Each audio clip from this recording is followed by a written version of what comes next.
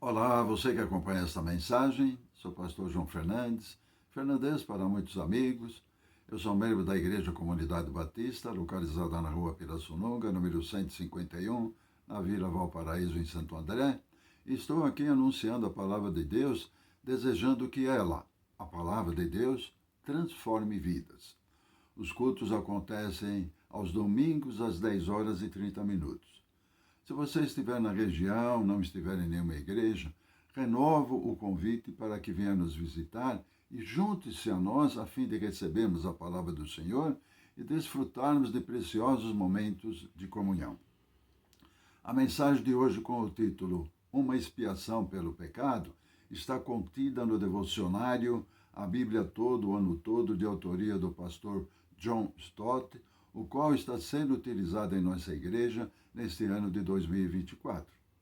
O devocionário contém, diariamente, expressivas mensagens do reino celestial, de Gênesis a Apocalipse, para nossa reflexão e edificação.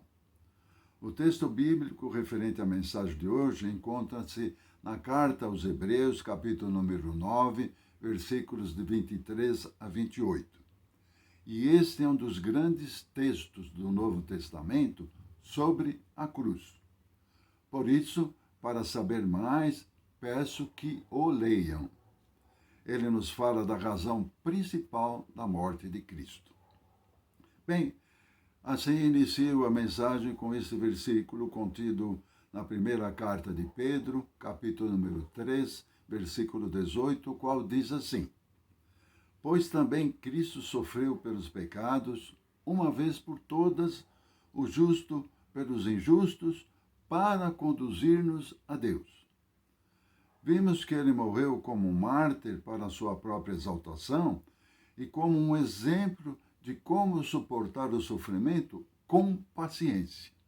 Agora precisamos penetrar mais profundamente no significado e no propósito da cruz.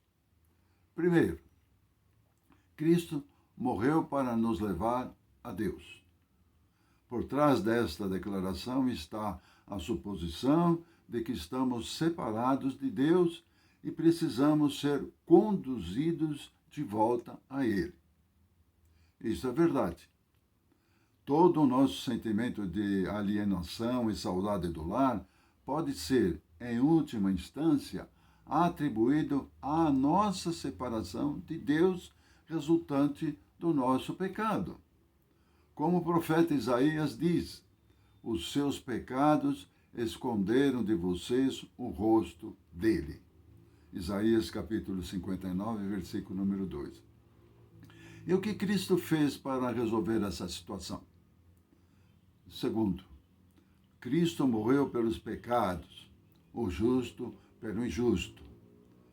Para entender isso, precisamos lembrar que o pecado e a morte estão relacionados entre si, do começo ao fim da Bíblia, como uma ofensa e sua justa recompensa. Qual recompensa? O salário do pecado é a morte, contido lá na carta aos Romanos, capítulo número 6, versículo 23. Mas Jesus não cometeu pecado algum para que precisasse de propiciação. Então, se ele morreu por pecados, foi pelos nossos e não pelos seus pecados. Como Pedro declara na primeira carta, assim de Pedro, capítulo 3, versículo 18.